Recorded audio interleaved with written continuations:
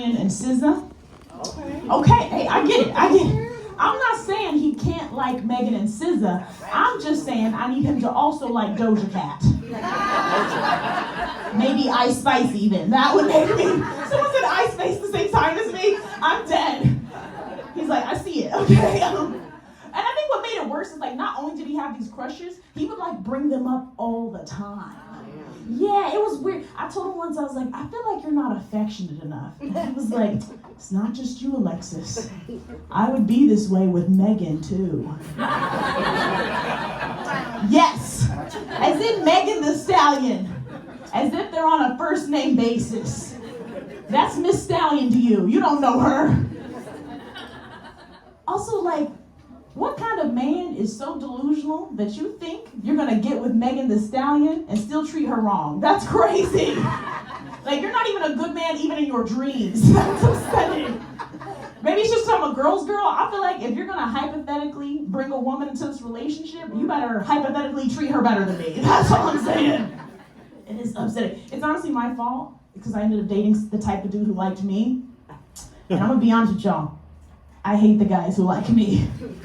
Because it's always the same type of person, just someone who grew up in an environment, or like, he grew up in the hood, but then he found a hobby, and it's very upsetting. Like, he should have been a drug dealer, turns out, dealing Yu-Gi-Oh cards. That type of dude loves me. And it's like so upsetting because I'm like so late to the dating game because I grew up going to church and like I was saving my virginity for marriage. Holds for sadness. Okay, I grew up. And then I moved up here and I was like, you know. Sorry, like I said, I'm no. Yeah, we can share. Whatever you want, Sarah. This is yours. It's yours. Take it. You want her wine too? Here you go. Here. You can have it. Yeah. No, I'm kidding.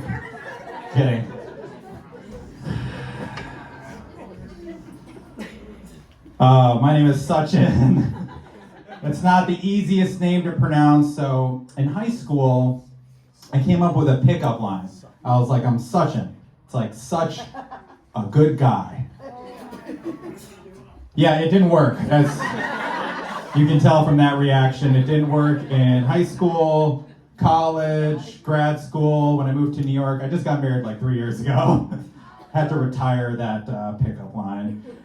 People ask me, where are you from? Normal question, but sometimes it's like, where are you from? Go back to your country. Aww. I'm like, okay, dude in a MAGA hat. Here's the truth. I am born and raised in Connecticut. Woo! Thank you. One other person. You from Connecticut? I lived in Connecticut for a short time. All right. Well, yeah. please don't make me go back to that country.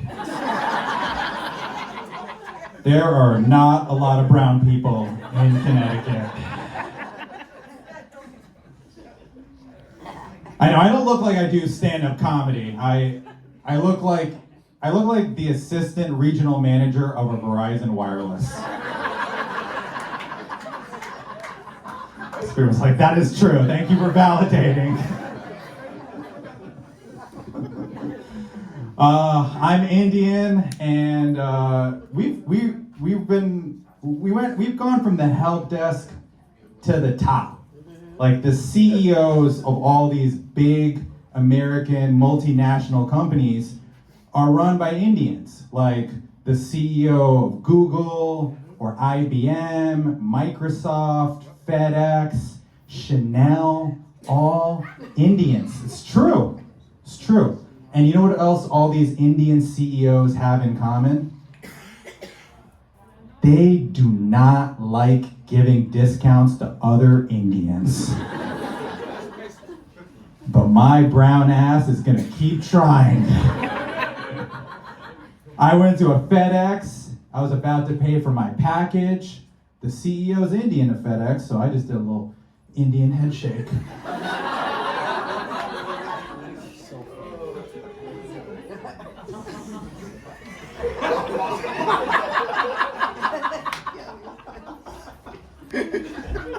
And that That's how you get kicked out of a FedEx.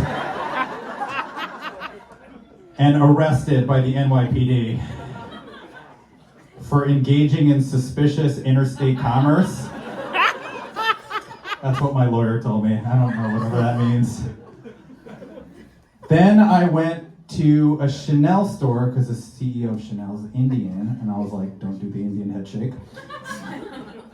Bought something small for my wife, small not because I love her, but because it's Chanel and I'm a comedian.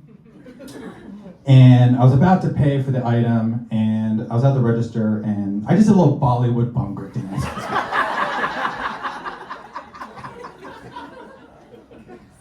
And that's how you get that discount. Yes, thank you. Someone just toasted me. That's the first time that's ever happened. My mom was like, Sachin, why couldn't you be a CEO? I was like, Mom, I am a CEO. I'm a chief entertainment officer of comedy clubs that violate fire codes. A dream come true, ladies and gentlemen. I went to college and then grad school 3 years after that. But look at me now, I am killing it. Oh, thank you.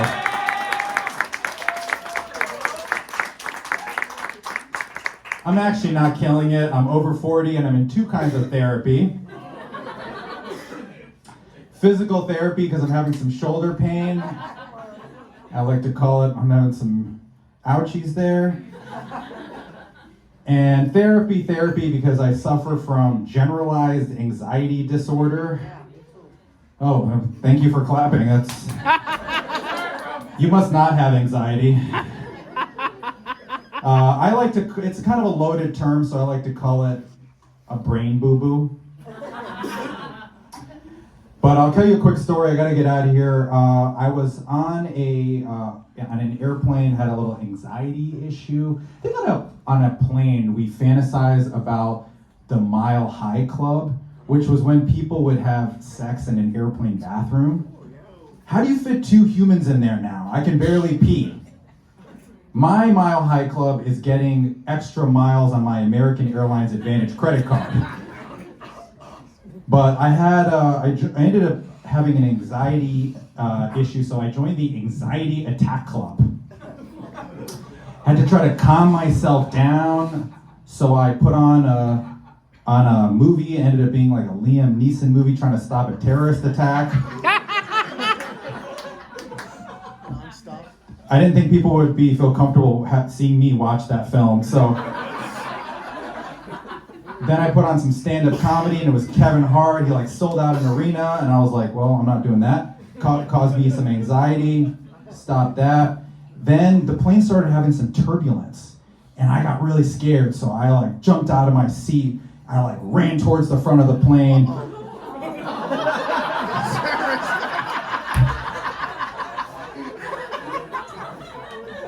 I'm sure a lanky brown guy storming the cockpit didn't give anyone else any anxiety. Guys, I gotta get out of here. My name is Sachin Sean. Thank you so much for having me. He's from a very progressive family in Seattle. I'm from a very conservative family in the South.